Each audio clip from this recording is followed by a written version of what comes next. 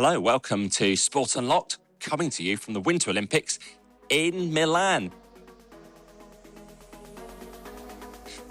Alongside Panja from the New York Times and myself, Rob Harris from Sky News. Unfortunately, no Martyn Ziegler here, but we have our super sub, Graham Dunbar from the Associated Press. Hello, nice to be with you again. Always happy to join in, but Martyn, a great loss to the pod. I'll try to do my best to fill his big shoes. And while we're here in Milan, these games are far and wide across Italy. There's no snow here. Yes, very, very mild here in Milan. And as you said, Rob, this is an enormous Olympic Games across an entire region. And it meant the opening ceremony was a bit different to ones we would normally expect. Yes, I was in the San Siro on Friday night for that great cathedral of football. And it meant it wasn't the only opening ceremony, though. There were offshoots all around northern Italy, particularly in Cortina as well, which meant we have flag bearers everywhere and different parades as well. I thought that actually worked on television. Maybe there were some gaps for the people in the stadium, but when they went off to places like Cortina, marching through, a cute little ski resort high street with genuine snow all around them, I thought that actually looked pretty good. This is the first Olympics for Kirsty Coventry as IOC president, so we had her big speech in there. Something that was pointed out to me, no mention of the Olympic truce, this thing that the IOC really talks up in the hope that countries will cease any military action during the Games, which never happens, really. Yeah, well, it would have been a bit of a tall order, wouldn't it, given the state the world is in at the moment. We would have just sort of shrugged our shoulders and rolled our eyes had that come up again in Kirsty Coventry's speech. But she does seem like a very different president to Thomas Bach. She doesn't seem to be into the politics at all. In fact, wants it far away. And one of the big issues here, the mood music, is it seems Russia, banned for the Olympics for so long for so many reasons, it feels like they're going to be coming back soon, doesn't it? I think that's inevitable. Certainly Los Angeles, 2.5 years' time, that will be the case. I mean, you said about Kirsty Coventry being less political. I mean, she did go to the United Nations late last year for the resolution of the Olympic truce. But it's true. I think she's trying to recalibrate the IOC a lot. You'll hear the words sports organization a lot more. And I think that's very consciously planting the idea, not that we say we are rejecting politics, because they live in a very political world, but she is stressing that they are a sports organization. We must focus on sports, and very much connecting in her speech last night, looking around to the athletes and saying, this is your moment. She's a more recent athlete. She's younger. I think she does connect a bit better. And I think that's possibly one of the strongest themes in the first year of her presidency. One thing she didn't reference was the fact she's new, and an opening ceremony is usually the time in the year when the world sees an IOC president. They don't have any real connection with what the IOC is doing for much of the year, every 2 years, getting the big opening ceremony. Thought she maybe could have made a little nod to the fact she's up there for the first time as the first female president of the IOC. She doesn't seem to be someone who craves attention, unlike other sporting figures, other presidents of other sports, like another man who was present here, FIFA president Gianni Infantino. Surely you cannot be talking about, well, indeed. I mean, there was my Olympics perhaps peaks a little bit before the opening ceremony, because I'm very much involved in the politics of the IOC meetings and the institutional things that happen around it. So watching the opening of the IOC session on the Tuesday morning, there are Kirsty Coventry and about 14 other IOC members, the executive board, sitting up on the stage, and about 80 of them lined up in the desks like a big exam hall further back, lined up front to back according to years of service. And before the session opened, only just one IOC member came to the front of the stage for kind of air kisses and meetings and being photographed by our photographer. And I did check the details with him, how many IOC members did come forward to do this. But as you can tell, the fans of the FIFA president's Instagram movies would have seen later that day, it was him, and it was all captured on film. This week when Gianni Infantino spoke to my Sky News colleague Yalda Hakim, and one of the big lines from that was about wanting Russia back. Now, word from FIFA, they're trying to suggest it wasn't anything different to his comments to us at IFAB in Northern Ireland last year when I asked about Russia, he said, well, he wants to have all countries playing. This week, going further by saying this ban has not achieved anything. He says it's only created more frustration and hatred. He's sensing the shifting winds here and perhaps not speaking as harshly against Russia, preparing for them to be brought in from the cold diplomatically as well. Although how long we've been talking about the war ending and Russia being brought back from its pariah status. Yeah, there's talks going on in the Middle East involving Russian and Ukraine negotiators at the moment. And depending on who you speak to, they'll say things are getting closer. But the Ukrainians, they were furious with what Gianni Infantino said. The comments from them didn't leave much doubt in what they thought of Gianni Infantino's comments, did they? One thing I had to pick up on his comments when he said that the ban had created more hatred. I didn't quite understand that. I feel like the ban has prevented a lot of hatred and fear and loathing that would have occurred in any of the Baltic countries, the Nordic countries, Moldova, Romania, had Russia been included back in earlier than this. I didn't quite get the creating hatred element of his justification. One of those points it's worth a quick recap why Russia was banned by various bodies. The Paralympics now say it was because Russian sport was being used to promote the war. The IOC said it was because Ukrainian sports facilities and entities have been incorporated into Russia.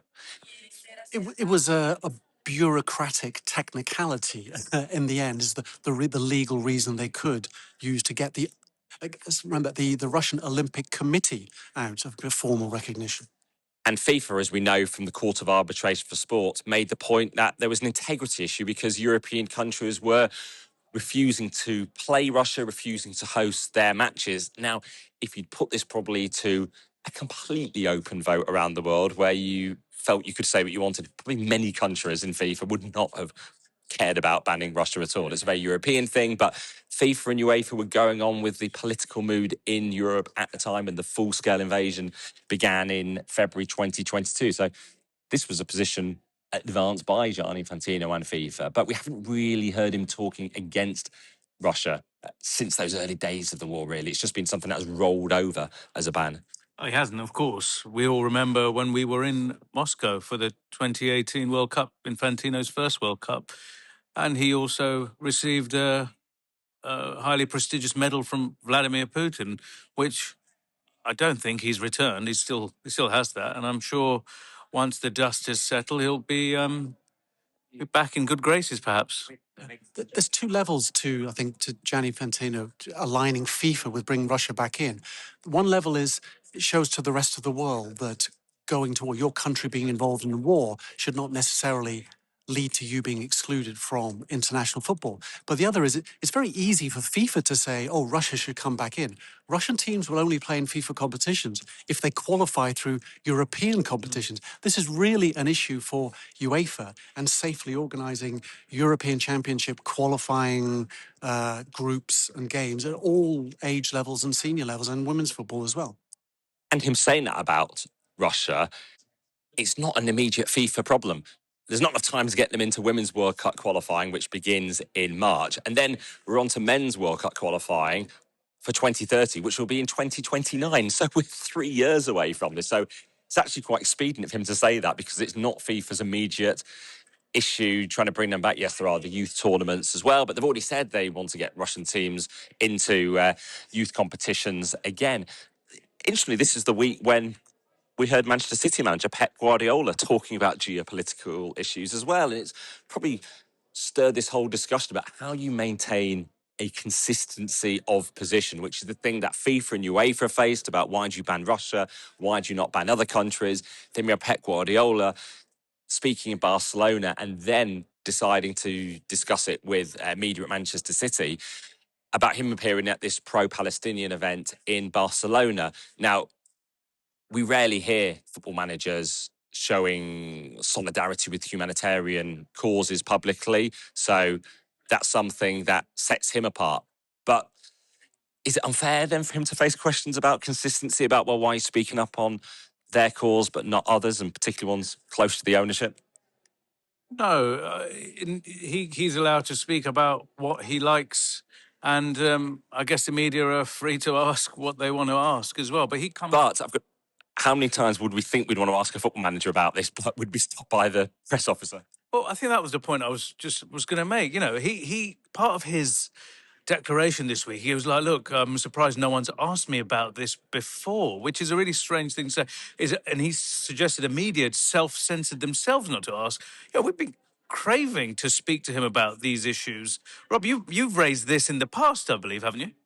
Yes, it was after the League Cup final in 2018, because he was wearing the yellow ribbon to show solidarity with the Catalonian pro-democracy activists, that I asked about how that aligned with the UAE, where his ownership is from, and the lack of democracy there. He didn't really want to engage with it then. Yeah, I did wonder if this was a sign of sort of Pep unbound, whether this maybe is his last season at Manchester City. These are genuinely held convictions that he's had, beliefs that he's had for a long time. And maybe he's feeling like, you know what, I'm just going to get this out there. I'm going to let people really see who I am and be the full Pep. In this instance, I found it quite refreshing to see it. Okay, let's see the direction it takes us in. But I thought it was genuine and quite admirable. Just to peek behind the curtain a little bit for people listening to this. Once Pep said he's not been asked, he was surprised he hadn't been asked. If it's someone who seems to really want to talk about this issue, I sent a message to Manchester City asking if he'd be up for an interview to discuss this, given that, you know, it's something he wants to talk about. I'm yet to hear back from them. It's been a few days, not even a response that they've up for discussing this or even a reply to my message. That's interesting. And if they're struggling to make contact, sportunlockpod@gmail.com, message that sportunlocked on all the socials. But there's a bigger point here. Like, Pep is not just Pep. Manchester City is owned by the brother of the ruler of the UAE, which is, you know, a relatively controversial country if you're thinking about things that they're involved in. And Pep briefly touched on Sudan, for example. There's been a huge amount of reporting by my newspaper and others about the UAE supporting the rapid support forces in Sudan, a militia group responsible for a huge amount of deaths that can be seen from satellite imagery, for example. And to separate Pep as a person, we can do, and he can have these views, and I think a lot of people would agree with him. But the idea that he is not a figurehead of this regime, UAE soft power, Manchester City, like when he's speaking, he has all those sponsors behind him. Visit Abu Dhabi, for example. It's quite head spinning in a sense, isn't it? To think, well, what are we supposed to think here? Yes, I think a lot of people, like I said, would agree with what he said. But then he also is very well paid, and he's been working for these people for such a long time. It's quite hard to get your head around all of this, isn't it? And his concerns about Gaza, he has a direct line into those who can influence Donald Trump. Sheikh Mansour's the UAE vice president. Khaldoon Al-Mubarak, the Manchester City chairman. He was there in Davos when signing up to Donald Trump's board of peace. So he has those people who have the ear of Donald Trump. If he wants to get his views across, particularly about what, you know, Gaza looks like going forward, what the makeup is of things, respecting the local wishes in terms of the rebuilding of the country, and indeed any sort of shape of that peace deal going forward. So we'll wait to hear more from Pep Guardiola now at Manchester City. Particularly, he's so keen to talk politics, and so much politics around these winter games, bringing it back to where we are in Milan. I was in the stadium when the Israeli athletes marched in, 4 of them, and there were cheers there. Then the Americans came in on the athlete parade, and there were cheers, but when JD Vance was shown on the big screen, there were boos. The US Vice President here with US Secretary of State Marco Rubio. Interestingly, although there were no Iranian athletes, just the sign represented them, there was no jeering in any way for Iran. That's been pointed out as well. But the message had been, and I put it to the IOC President, Kirsty Coventry, in the week about fears about a hostile reception. She wanted respect to be shown. But Vance, they're exposed to some feelings in Europe towards the United States, particularly with the presence of ICE agents here in Milan, protecting the US delegation. Well, you mentioned the ICE agents. There have been protests, and one of the more curious stories here has been a last-minute name change for the hospitality house arranged for the ice sports in Milan. So this is hockey, speed skating, and figure skating. It was supposed to be called Ice House, but a week and a half before the games, because of the controversy, it had to be renamed Winter House.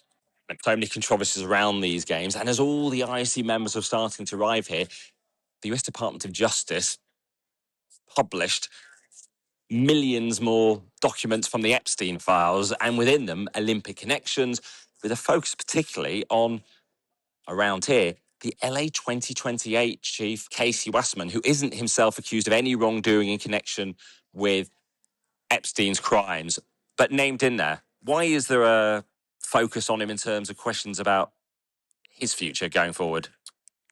Rob, the reason is quite simple. The Justice Department documents on Jeffrey Epstein released last week reveal that Mr. Wasserman had exchanged flirtatious emails with Ghislaine Maxwell, Mr. Epstein's long-term companion, in 2003, before Epstein's crimes had been uncovered. But they were quite racy and links him to this group. And the communications occurred while Mr. Wasserman was married with a young family. And that has led to anger and fury in sections of the Los Angeles political community, with people, politicians there, asking him to be replaced, asking him to go. Graham, you were at the session here in Milan. Los Angeles is the next Olympics. There were representatives of future Olympic Games, 2030 in the French Alps, 2032 in Brisbane, 2034 in Salt Lake City, and the Youth Olympics in Dakar. It was strange to see all of them speaking, but not the next one. Yeah, there was 6 future Olympic hosts organising teams here, and they all, to a greater or lesser extent, came across to a sort of controlled mix zone after their sessions on stage, except for the Los Angeles team. I mean, the subject came up also at press conferences this week for the IOC president, Kirsty Coventry, and for the United States Olympic Committee, which is obviously has a lot of overlap with the same people working on the LA Olympics. The wagons were circled a little bit. They said, look, he's made his statement. We've got nothing to add. Clearly, there's no wish to add to any pressure that's existing in Los Angeles. There was no wish from anyone in Milan to make things more awkward. There were no comments or questions about it from the floor from the IOC members during the session when LA was on stage. What they did have questions about was, of course, the visa regime that's going to be in place. Obviously, one of the biggest challenges ahead of the LA Games in 2.5 years' time, getting athletes, officials, and friends and family and fans in from 206 national teams into the country. These issues were all aired at the last session in Greece last March, where Kirsty Coventry was elected.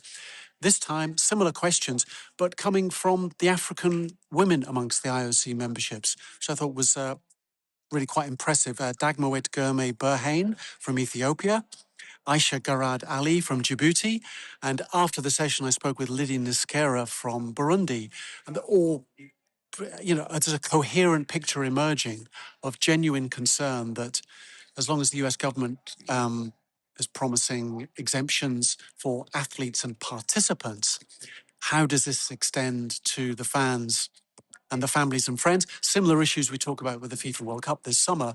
But they talked of one phrase that Ms. Bahrain used was equal access for people from Africa. And I think that's a strong theme in the first half of this year, is people, athletes, even officials and diplomats from Africa. How are we going to be welcomed in the US for major sports events? It's funny you should mention that, but the World Cup in 2026 is even closer, and the head of the Senegalese Olympic Committee was here too, and he said the same. He's hoping that, going back to Infantino, that his relationship with Donald Trump will help the African fans get visas. You know, I think he's going to be a little bit disappointed given the way things are going. And building up to that LA 2028 Games opening ceremony, because Donald Trump should have a big role in it, declaring the Games officially open in Democrat California. How will he avoid potential hostility in the stadium? They've got a lot to work on because they won't want that moment being blemished in any way. Yeah, there's obviously a diplomatic tightrope to be walked over the next 2.5 years.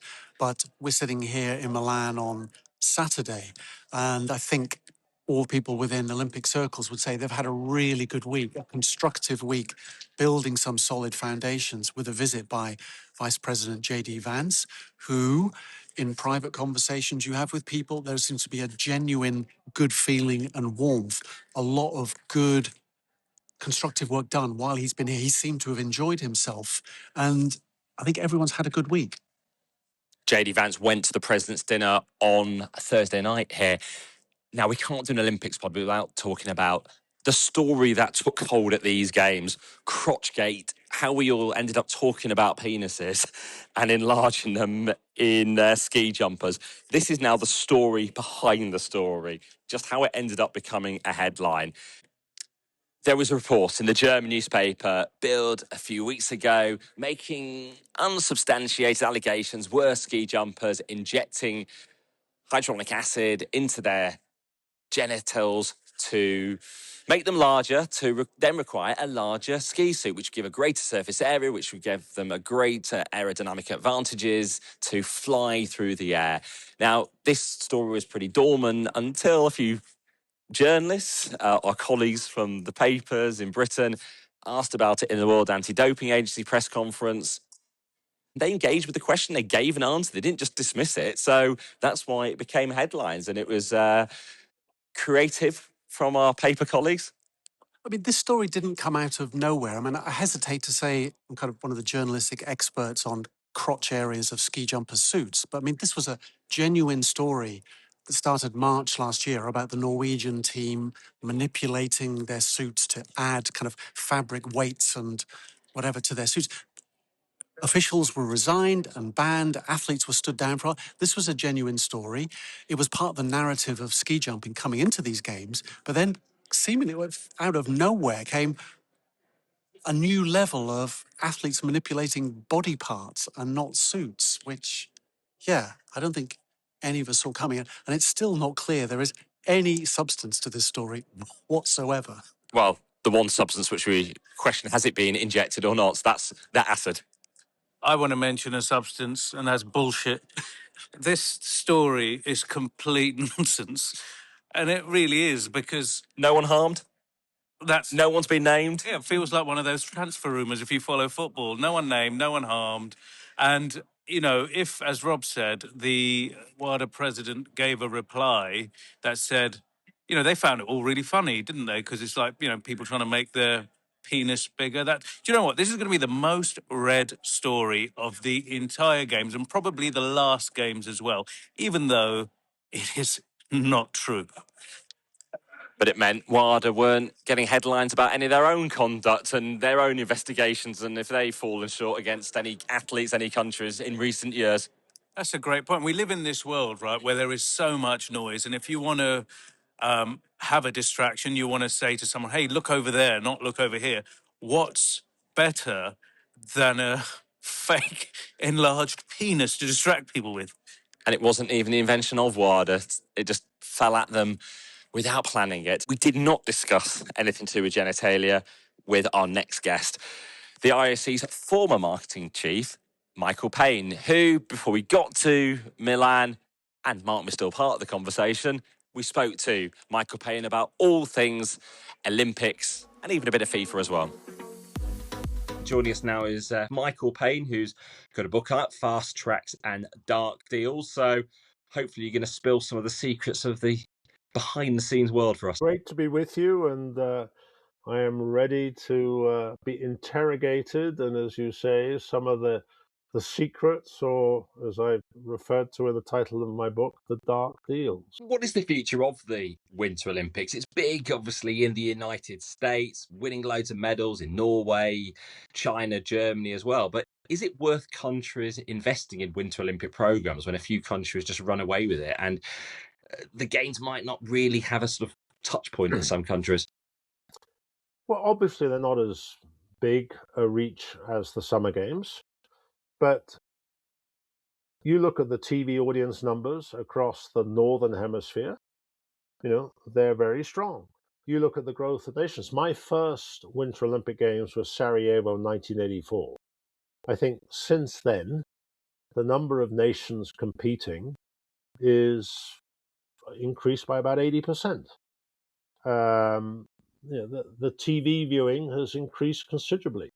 And you've opened up new markets. I mean, the Winter Games going to China, whether you thought having the Winter Olympics in Beijing was a good idea or not, the legacy of that has lit hundreds of millions of new winter sports, not just fans, but participants. And somebody told me the other day, maybe it was nearly 100 new ski resorts in China as a catalyst from Beijing having staged the games. So I think the outlook is a lot more healthier than some of the doomsday sayers are implying. This whole issue about climate change and cities perhaps not wanting to spend the money required to host the Winter Games. We've had the head of the International Ski Federation saying perhaps there should just be like a few venues and it rotates between them because the climate change is such a big issue. How big a challenge is this for the IOC? There's a lot of noise out there at the moment about this, and a lot of media saying, can the Winter Olympic Games survive? My short answer to that is absolutely. And I think that if you look around the world, notwithstanding climate change, there are still a lot of cities and communities who have the facilities to stage a great Winter Olympic Games. Does the IOC have to be flexible and not ensure that it's got some long list of legal requirements that every bidder's got to agree to? Absolutely. But the games going to Milan, they're going to be very spread out. Some people, they're arguing, said that this was to save cost. I don't buy that. I think it was purely a internal political decision to spread it out between the venues, and that's probably going to increase costs, not reduce cost. But the broader agenda from Asia, Europe, North America, there are still a lot of cities who have the facilities. They don't have to go and build anything more to successfully stage a Winter Games. Your book title is interesting. I'm particularly interested by the second part of it. Not necessarily the fast tracks, but the dark deal. So you kind of talk about this, and the three of us, we've been covering Olympic bidding contests, etc., for a really long time. Some of the references you made in the book about, I guess, what Russia were up to, for example, is interesting. But then I'm also thinking, why does nothing happen? So if you knew this, and all these people know this is happening, it seems everyone just gets away with it. We've had these bidding competitions, the Tokyo 2020, that have been implemented after Rio. Nuzman was arrested. That's always after the event. Everyone knows this happens. Why can't the IOC govern its bidding competitions, or does no one really want to look? Even a behind-the-scenes deal for the Brisbane Games for 32 as well. Yeah. Yeah, I remember when, if you want, the bidding process and sort of the rumors of incorrect actions were sort of first muted. This was back in the 90s, and the IOC summoned all the bidders around the conference room table. Francois Carrard, the Director General at the time of the IOC, said, "Right, we're hearing things. What do you want to tell us?" And they all looked and said, "Problems? No. Don't know what you're talking about. Don't understand? No." And as much as the IOC dug, nobody would put their finger on it until you came up to the Salt Lake crises, which I sort of deal with at some length in the book. What within the Olympic world would now be described as corruption, unacceptable practice, frankly, is normal business practice in much of the UN or corporate world. The Olympics goes under a magnifying glass, and the slightest inappropriate activity is brought to the forefront, and the IOC has to address it. Whereas you look in, as I said, in business or in government, it's standard practice. Do they address it though? Because you mentioned Salt Lake City. We talked about Brazil, Rio 2016. Talked about Tokyo. You mentioned in your book those details about what was going on with Russia. Yeah, no. I mean, listen, the Russians on dark deals. I mean, they broke into my office, stole my hard drive, and sort of a year later, I'm in Sochi, skiing behind Medvedev, and there's nuclear codes. And we got to the bottom of the run, and I said, "Listen, guys, now you won. Can I have my hard drive back?" What was his response? They smiled. Knew full well what I was talking about.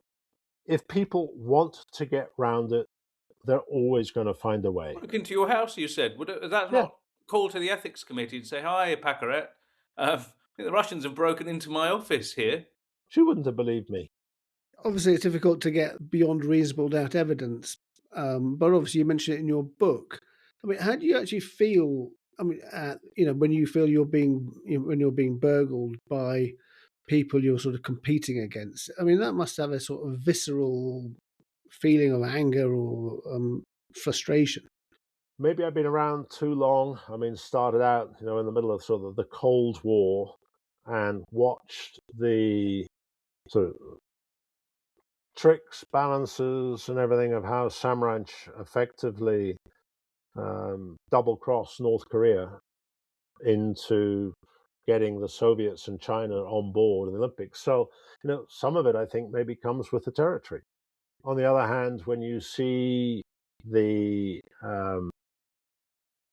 some of the corruption that in particular went around Salt Lake. Given everything you've experienced, you've seen Russia over the years, banned for the doping, corruption, then for the war in Ukraine. Are you wary of them returning to sport even after, as the hope is, they do end the war on Ukraine? Surely the Olympic ban will be lifted. How would you feel about how the current IOC, the new IOC under Kirsty Coventry, should navigate those relations with the Russians? When you're looking at the Russia situation, the whole doping debate and Sochi problems and then the war get mixed up.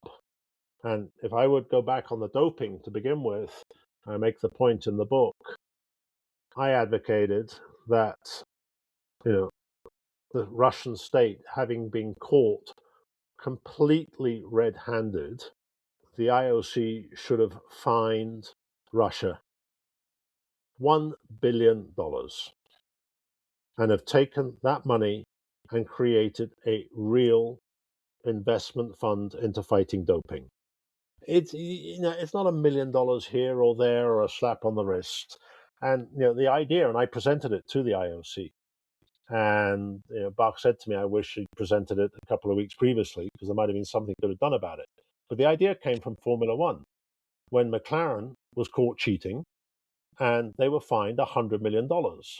And it was immediately headlines, my God. And you drew a line in the sand and everybody moved on. And I said to the IOC, if you don't do something big, this is going to be death by 1,000 cuts, which is exactly what happened. It dragged on, and every month there was some new piece of information. And I think Russia would have taken the fine. Putin would have called up some oligarch and told him to pay. Putin would have said, I actually believe in clean sport, but, it's a problem. I'm going to put my money where my mouth is. I invite my new friend, Donald, to do the same, because America's got its own challenges with doping and can be unbelievably hypocritical when you look at how they deal with the pro leagues. So the doping issue, you need to try and separate from the sort of the geopolitical issue of whether it's breaking the truce, the slow, the sanctions that were applied against Russia, how much of them was a knee jerk eventually on the doping, and how much of them was tied to the breach of the truce, Crimea, then Ukraine. And then you open up that Pandora's box, and why is one country sanctioned for an invasion or breaching UN guidelines and not another country? Do you welcome the idea that there's going to be a return proper bidding for the Olympics? Like we've not seen effectively, we've just seen hosts being selected by the president effectively, and then the executive board ratifying it. It looks like Kirsty Coventry is looking at going back to more of a sort of bidding competition. What do you think about that? I mean, yes, I do welcome it. I think, if anything, so the pendulum swings from one extreme where you had the sort of mad scramble bidding race of half a dozen cities or more, with everybody full on a race, which served a purpose. And then you ran into problems with that structure, and it went to the other extreme of the president basically presenting to the IOC a single choice. I think there needs to be some middle ground there where you need to weed out the cities who are genuinely not ready. But ideally, you want to go to the IOC session with at least a choice of 2 or 3, or if they're qualified, 4. And I think, for all of the fallout on the corruption issues that were evolved around the bidding, the IOC also lost something with the whole media noise and focus and profile that went with bidding. And that was a great contributor to the Olympic debate, even to the Olympic brand, when you had Paris, London, Madrid, New York all bidding together. One thing that you've been kind of outspoken on and you've commented on, you've said you've been impressed with how Gianni Infantino has handled Donald Trump. Now, you obviously have seen the reaction to how most people, or many people, think differently to you. You've landed in that place. Are you still where you were after the Peace Prize? No. And my comments were valid up until the Peace Prize was awarded. Then I think that was completely unnecessary. It was handing on a silver platter, to everybody all of the criticism. But the original starting point was you're staging whether it's the World Cup or the Olympic Games in a country, notwithstanding the politics, you do need a relationship with the head of state. I wish Clinton had been involved with the Atlanta Olympics. You need the head of state involved. And to that extent, Gianni building a rapport and relationship made sense. He didn't, in my view, have to give the Peace Prize in order to consolidate that relationship. He already had it. And you look back now, and it just makes a mockery of the whole process. Why is the Peace Prize one step too far? What do you not like about that? Well, what's FIFA's role to be giving a Peace Prize? It's not their core mission. Yeah, you can say the mission is bringing the world together like the Olympics does, and for a short moment in time, you can see that humanity can get on. But I mean, there's no credibility, authenticity, heritage, behind the prize. If it's something you've been doing for 100 years of celebrating how you helped bring all the countries together and everything else, but it came across as crass, artificial, unnecessary. One of the things we discuss very often on Sport Unlocked is how to deal with those countries that people raise human rights questions with. How should the sports world navigate the relationship with Saudi Arabia to take the deals? Or is it the fact that's where the money is? You're not getting it from Western European corporations maybe offering the big deals. You're not going to get the Norwegian Sovereign Wealth Fund bankrolling a sport, but you'll get the Saudi Sovereign Wealth Fund. One thing I have learnt is not to just view it through the prism of an Anglo-Saxon perspective. There is a Latin perspective, there is an Asian perspective, and the views as you look around the world can be very different. Now, you take Saudi Arabia, what Saudi Arabia is wanting to do with sport is not that different than the way that Asia wanted to use sport as a branding exercise. You talk about greenwashing or sports washing. Well, in the most extreme sense, London hosting the Olympic Games was also to evolve its image and to change some stuff. An awful lot of the Saudi focus actually is internal. Here you've got a population that doesn't have a heritage of practicing or engaging in sport.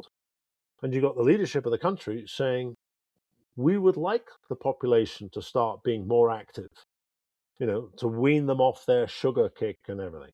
And so there's some stuff happening there that's not bad. I think the days that Saudi, are just running out and signing blank checks, I think are gone. That they've got their own cash flow management issues to deal with in their own market. But their engagement with sport is a good thing. Now, does all of the political issues all fall in place perfectly as it needs to look like today? Maybe not. But you're looking at the journey that they're going on and where it will be a decade from now. I mean, go back from the history standpoint, and I to touch on this in the book.